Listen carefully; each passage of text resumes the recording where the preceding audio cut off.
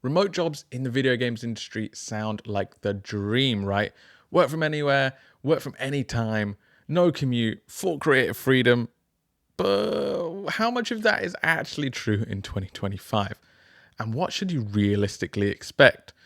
Let's break down what remote game dev is in 2025, the opportunities, the trade-offs, and potentially how to land one of these roles.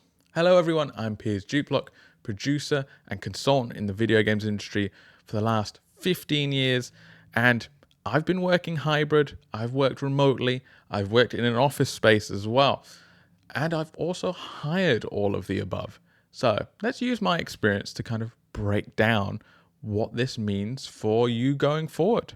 Let's start with the reality of where we are in 2025 when it comes to remote working. In 2020, it exploded. COVID obviously forced us to take remote work incredibly seriously. And now, 5 years later, it's become a norm in many parts of the industry, but not all of the industry. So remote work can be extremely common in areas like tool development and programming, maybe even UI UX, areas that maybe you're not going to be as creatively collaborating. So you can kind of take that remote position, do your work, hand it over to somebody, done. However, those collaboration heavy roles like design, narrative, any kind of art direction, they're less likely to be remote. Simply, you just need to talk to people, and that's easier in an office space to do. Bigger studios, big AAA studios are pulling back on remote work. We are seeing most, if not all, big AAA games companies these days implementing a hybrid role, whether you're in the office 2 or 3 days a week now. That said, indie games are still thriving remotely. It keeps their overheads down, and frankly, we know how to work remotely now. It's been 5 years, so we've got good setups for it. So if you're looking to work remotely and you've not quite picked a discipline yet, you might be thinking, hey, I want to target one that lets me work remotely. So let's chat about a few of the roles, not all of them, but a few of them that will let you work remotely and hopefully take home a nice paycheck. Programming is a nice, easy one. Programmers are often more effective when they're left alone, right? So game programming is much the same. Engine teams, back-end teams, tools engineers, they can work remotely pretty easily. UI and UX designers are in that same category as well, where they need to be left alone to kind of do their layouts, to then be handed over to somebody. So it's not something you need to be actively collaborating with all the time. You can now do QA from home as well. I wish this was a thing when I was back in QA, but sadly that was a long time ago.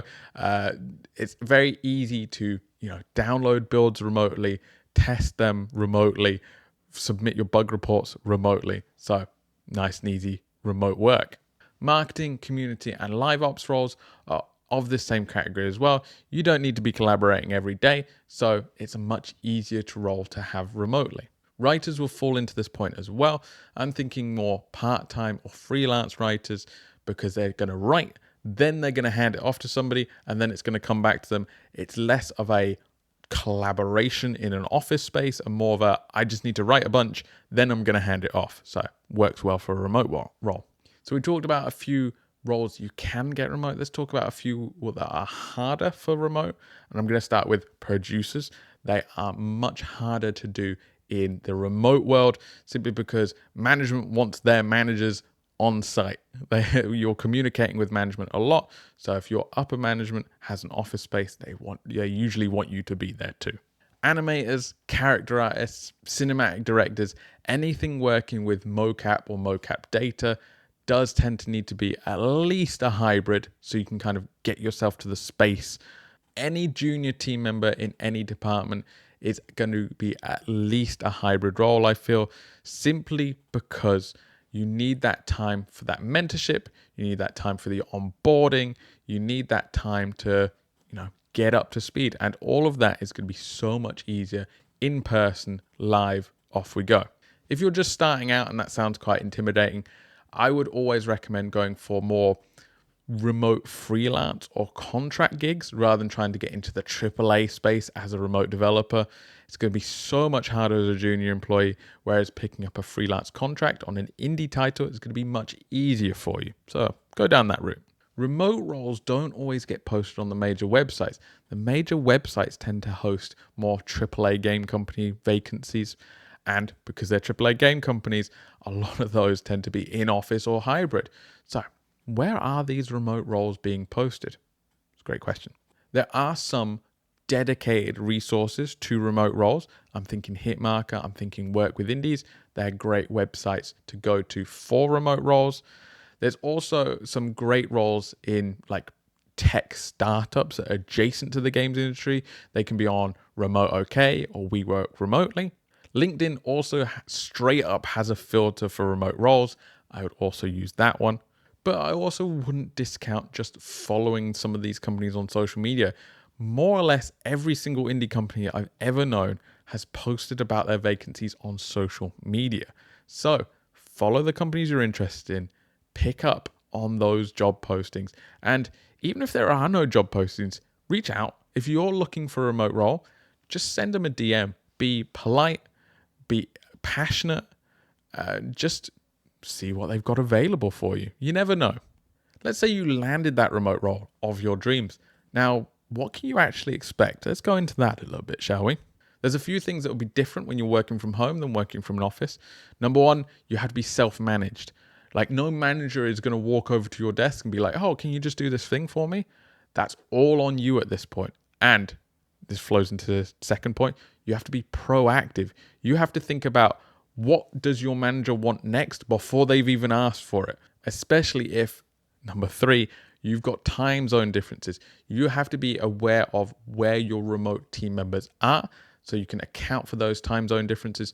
For instance, if one of you is on the west coast of America and the other is in Europe, you're only going to have a couple hours to collaborate during that day. So you have to think about that. You have to know that to then plan that time together. Otherwise, you've lost a whole day before you've even done it. And the final point is your communication needs to be on point.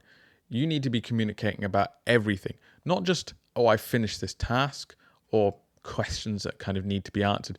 You literally have to be communicating all of the time about everything, because if somebody doesn't see a message from you, they're thinking, what's that person up to? So you kind of have to always be communicating, especially if you're new. Silence can be misinterpreted as slacking or not knowing what you're doing, stuff like that. So just be aware of that.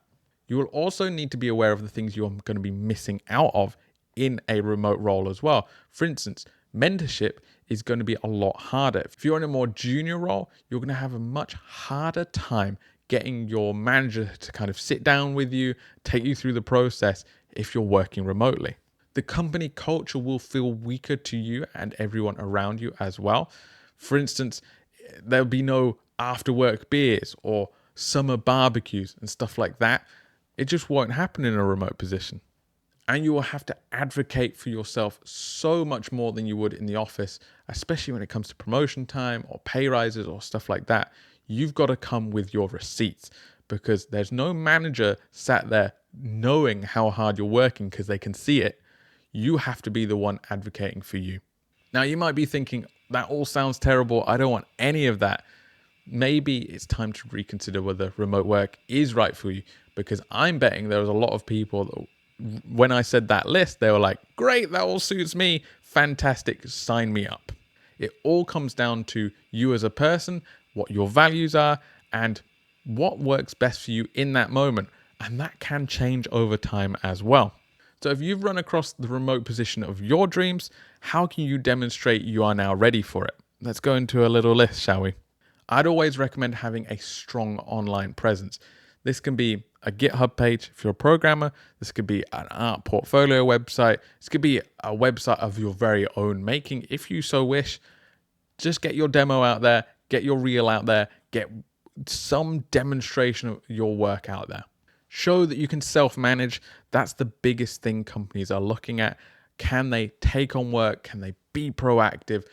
Do I have to babysit this person, basically? So show that you can do that by taking on remote collaboration projects in your spare time, and then demonstrate that on your CV.